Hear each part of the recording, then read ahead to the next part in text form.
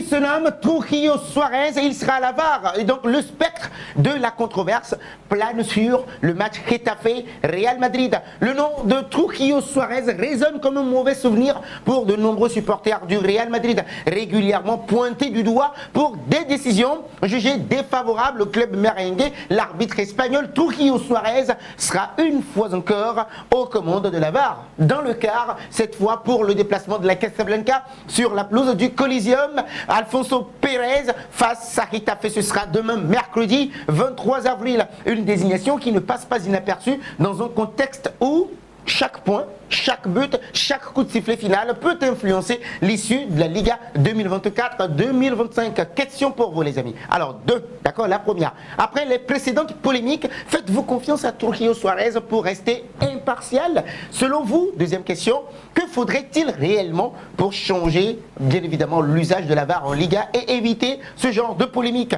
Vous partagerez vos avis avec nous dans les commentaires. Et si c'est votre première fois de nous découvrir, n'oubliez surtout pas de vous abonner, de liker, de commenter et de partager pour que la vidéo soit recommandée à d'autres personnes. Alors pourquoi Trujillo pose déjà un problème? Ce n'est pas la première fois que Trujillo Suarez se retrouve au cœur de la tempête. En février dernier, rappelez-vous, lors du match entre Osasuna et le Real Madrid, il officiait déjà en tant qu'arbitre vidéo. À la 78e minute, une main flagrante d'un défenseur d'Osasuna dans sa propre surface de réparation avait été complètement ignorée. Aucun appel à la VAR, à l'arbitre central pour vérifier les images, aucune intervention là-dessus également. Et donc le jeu avait repris comme si de rien n'était, tout simplement. Les ralentis, pourtant sans équivoque, avaient immédiatement enflammé les plateaux télé ainsi que les réseaux sociaux. Et donc les Madrilènes, furieux, avaient dénoncé un manque de cohérence assez criant dans l'application de la VAR.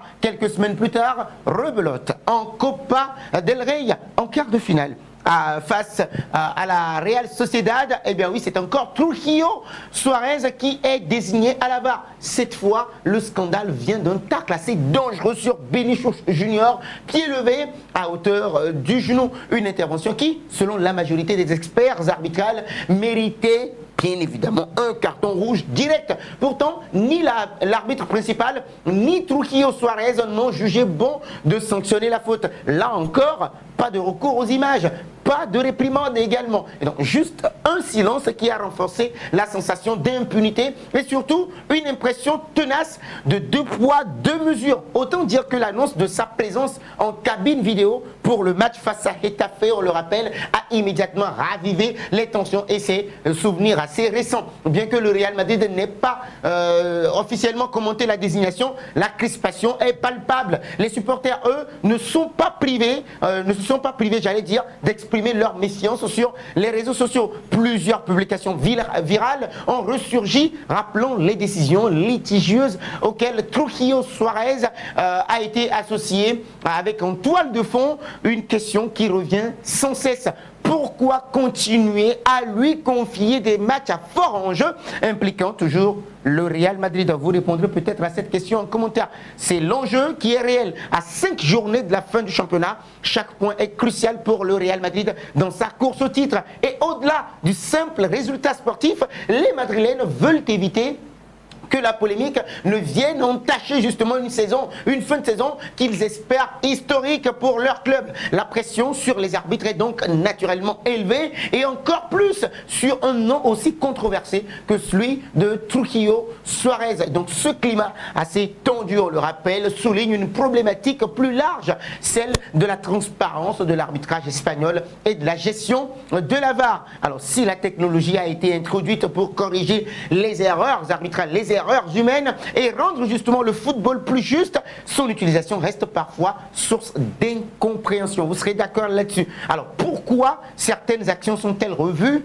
et pas d'autres? Pourquoi certains arbitres semblent systématiquement minimiser les fautes contre certains clubs? Autant de questions justement qui alimentent les débats et minent justement la crédibilité du système ou bien de la VAR. Face à Getafe, Trujillo Suarez ne sera pas sur la pelouse, mais son influence pourrait être déterminante. La moindre décision sera scrutée disséquer, j'allais dire, comparée aux précédentes. Et si une nouvelle controverse venait à éclater, eh bien oui, elle ne manquerait pas du tout de relancer les appels à une réforme profonde de l'arbitrage en Liga. En attendant, le Real Madrid sait qu'il devra non seulement jouer contre Getafe, mais peut-être, je dis bien peut-être aussi, contre les fantômes d'un arbitrage qu'il juge trop souvent défavorable à Trujillo Suarez de prouver cette fois qu'il peut être impartial. Avec la VAR justement sur le terrain, la crédibilité de la Liga est aussi en jeu. Après les précédentes polémiques,